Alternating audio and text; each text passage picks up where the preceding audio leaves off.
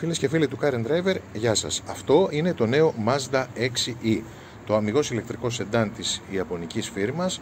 Θυμίζει λίγο κουπέ, οι γραμμές του είναι πολύ λεπτές, έχει μια δόση έτσι δυναμική και η αεροδυναμική του έχει πραγματικά ουσία, όπως διαπιστώσαμε στην οδήγησή του. Κάτω από το πάτωμα βρίσκεται η μπαταρία 68,8 kWh στη βασική έκδοση και 80 kWh τεχνολογίας NMC στη Long Range, που δίνουν αυτονομία 479 και 552 χιλιόμετρα αντίστοιχα. Ο ηλεκτροκινητήρας αποδίδει 258 άλογα και 320 νιουτόμετρα αεροπής στη βασική έκδοση μπαταρίας, ενώ η μεγάλη μπαταρία προσφέρεται με κινητήρα 245 ύπων, πάλι με την ίδια αεροπή και με 0-100 χιλιόμετρα ανά ώρα σε 7,8 δευτερόλεπτα.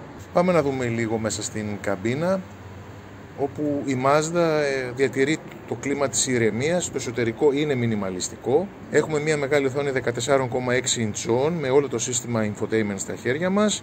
Τα υλικά είναι ποιοτικά, η εργονομία καλή με βάση τα δεδομένα της σύγχρονης εποχής και βλέπουμε και πάρα πολλά ακριβά υλικά όπως δέρμα νάπα, σουέντ και λεπτομέρειες από σατινέ χρώμιο που κάνουν το Mazda 6e να δείχνει τόσο premium όσο περιμένει κάποιος. Πάμε να δούμε και τους χώρους. Το αυτοκίνητο είναι πρακτικό, έχει 466 λίτρα χώρο αποσκευών, γίνονται 1074 όταν αναδιπλωθούν τα πίσω καθίσματα και έχουμε και ένα φρανκ 72 λίτρων μπροστά για καλώδια ή τσάντες.